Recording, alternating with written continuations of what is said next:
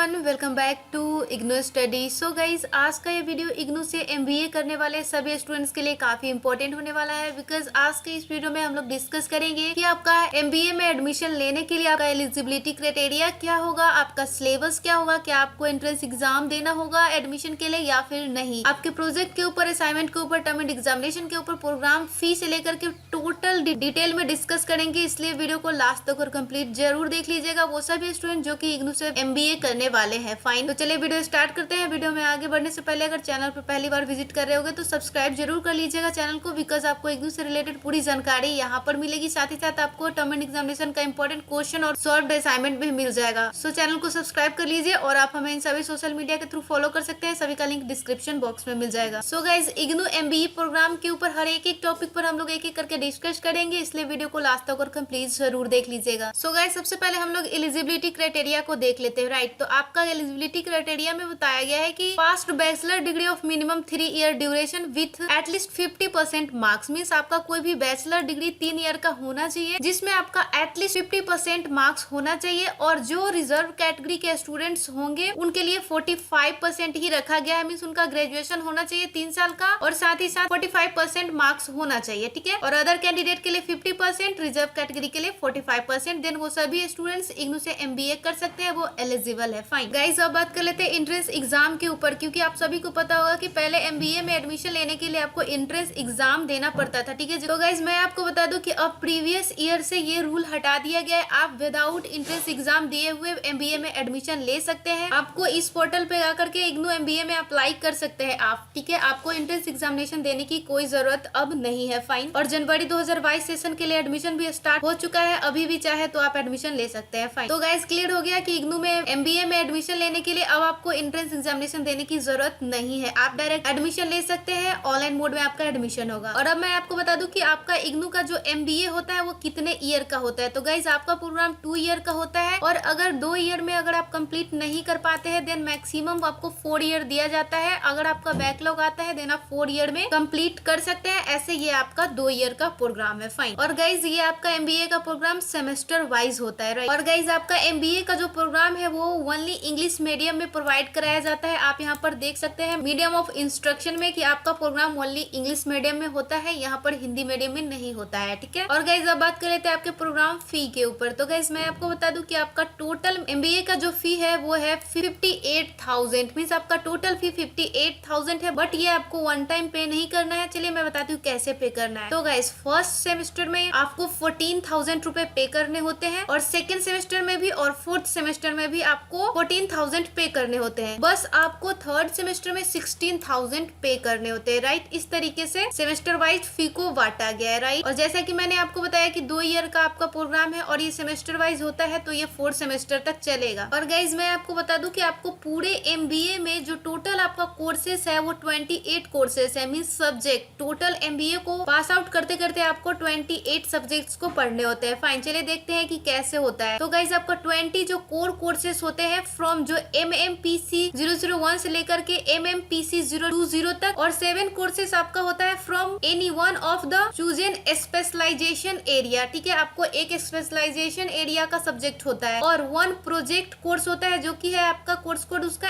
MMPPC P001 equivalent to 2 courses, जो कि 2 course के बराबर होता है। तो आप देखिए यहाँ से आपका टोटल हो गया 20 और 7 और ये 1, तो 20 7 27 और 1 28, तो टोटल आपका 28 कोर्सेज हो जाता है एमबीए प्रोग्राम में। और गाइस, देख लेते हैं कि कौन से सेमेस्टर में आपको कौन कौन सा कोर्स कोड पढ़ना होता है। और गाइस, टर्म एंड एग्जामिनेशन कब होगा, आपका एग्जामिनेशन फी का चार्ज क्या होगा, सभी के ऊपर बात करेंगे, इसलिए वेट कर लीजिएगा वीडियो के लास्ट तक, ठीक है। तो गाइस, यहाँ पर तो आपका 7 कोर्स कोड होता है जो कि आपको फर्स्ट सेमेस्टर में पढ़ने होते हैं। MPPC 001 से लेकर के MMPC 007 तक ये फर्स्ट सेमेस्टर में पढ़ना होता है। और आपको सेकंड सेमेस्टर में जो पढ़ना होता है वो होता है MMPC 008 से लेकर के MMPC 014 तक, जो कि आपको सेकंड पढ़ना होता है। ऑल कंपल्सरी सब्जेक्ट होता है, ठीक है। और गाइज, आपका 7 कोर्सेज जो होता है वो स्पेशलाइजेशन एरिया से किसी एक में आपको चूज करना होता है। तो गाइज, वो आपको स्पेशलाइजेशन एरिया यहाँ पर प्रोवाइड कराया गया, जैसे ह्यूमन रिसोर्सेज मैनेजमेंट में हो गया, या फिर फाइनेंशियल मैनेजमेंट में, या फिर ऑपरेशनल मैनेजमेंट में, या फिर मार्केटिंग मैनेजमेंट में, एंड सर्विस मैनेजमेंट में। तो ये सब होता है जहाँ से आपको इसमें से स्पेशलाइजेशन एरिया में से सब्जेक्ट को 7 सब्जेक्ट को चूज करना होता है। फाइन, और ये सब कोर्स कोड को आपको थर्ड सेमेस्टर में पढ़ना होता है। चलिए देख लेते हैं, यहाँ पर आपको क्लियरली दिख जाएगा कि कौन से सेमेस्टर में कितना कोर्स कोड कोड पढ़ना है। तो गाइज आप देख सकते हैं फर्स्ट सेमेस्टर में आपको इतना कोर्स कोड पढ़ना है जिसका नाम यहाँ पर दिया गया है सब्जेक्ट का नाम, ठीक है।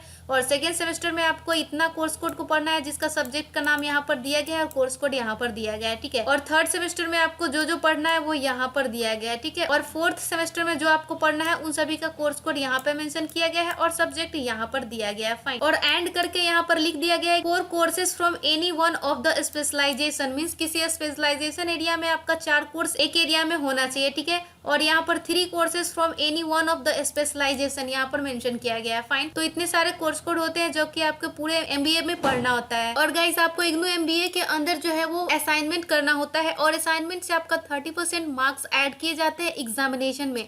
और जो आपका थ्योरी का पेपर का एग्जाम होता है तो वो 70% का ही होता है और 30% आपको मिलते हैं असाइनमेंट से। ये रहा इग्नू का वेबसाइट जहाँ पर आपको आके डाउनलोड सेक्शन में जाना है और डाउनलोड के बाद आपको असाइनमेंट दिख रहा होगा। जैसे ही आप असाइनमेंट पर क्लिक करेंगे देन आपको सभी कोर्सेज के लिए असाइनमेंट मिल जाएगा, जो कि आपको यहाँ पर एमबीए के लिए भी असाइनमेंट मिल जाएगा, जो कि आप यहाँ पर देख पा रहे होगे एमबीए न्यू यहाँ पर आपको मिल जाएगा। और प्रोजेक्ट भी आपको सबमिट करना होता है जो कि उस बारे में आप यहाँ पर देख सकते हैं। और गाइस जो आपका एमबीए है वो ग्रेड सिस्टम को फॉलो करता है, मीन्स आपका जब मार्क्स आता है तो ग्रेड दिया जाता है। अगर ए ग्रेड है देन आप एक्सीलेंट दिया जाता है आपको, अगर आपका बी ग्रेड है देन आपको वेरी गुड दिया जाता है, सी ग्रेड है तो गुड दिया जाता है, और डी ग्रेड है तो सेटिस्फैक्टरी दिया जाता है, और ई ग्रेड है तो अनसेटिस्फैक्टरी दिया जाता है, फाइन। और अगर परसेंटेज के सिस्टम में देख ले तो अगर आपको ए ग्रेड दिया गया देन आपका मार्क्स जो है वो 80% एंड एबव, 80% से एबव है। अगर आपको बी ग्रेड दिया गया है तो आपका मार्क्स 60% से लेकर के 79.9% के बीच है। और अगर आपका सी ग्रेड दिया गया है देन आपका 50% से लेकर के 59.9% के बीच आपका मार्क्स है। अगर आपको डी ग्रेड दिया गया है देन 40% से लेकर के 49.9% तक आपका मार्क्स है। और अगर आपको ई ग्रेड दिया गया देन आपका 40% से नीचे मार्क्स है, फाइन। और चलिए अब आप बात कर लेते हैं टर्म एंड एग्जामिनेशन पे। तो गाइज आपका पर ईयर जून और दिसंबर 2 सेशन में आपका एग्जामिनेशन कंडक्ट करवाया जाता है और एडमिशन भी आपका 2 सेशन में होता है जो कि जून और दिसंबर में होता है, ठीक है। और बता दूं आपको कि एग्जामिनेशन का फॉर्म कब फिलअप किया जाता है, तो जून टर्म एंड एग्जामिनेशन के लिए 1 मार्च से लेकर के 31 मार्च तक के बीच आपका फॉर्म फिलअप होता है। और दिसंबर टर्म एंड एग्जामिनेशन के लिए 1 सितंबर से लेकर के 30 सितंबर के बीच आपका एग्जामिनेशन का फॉर्म फिलअप होता है, ठीक है। और नीचे वाला में ये भी डेट बताया गया है कि अगर इस डेट को नहीं हुआ तो इस डेट को होगा, ठीक है।